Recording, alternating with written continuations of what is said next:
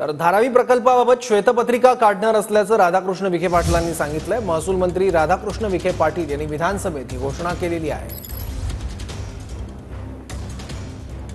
धारावीच्या त्या ठिकाणी जमिनी खाजगी विकासकाला दिल्यात। माजी महसूल मंत्र्यांनी याच्या संदर्भात बाळासाहेब थोरातांनी काय आरोप केलेत। आजही माजी मुख्यमंत्री पृथ्वीराज चव्हाण साहेबांनी सांगितले की 25% कब्जा हक्काची किंमत घेऊन मंत्रिमंडळाच्या मान्यतेने अध्यक्ष महोदय ही जमीन धारावी पुनर्विकास प्रकल्पाला दिलेली आहे।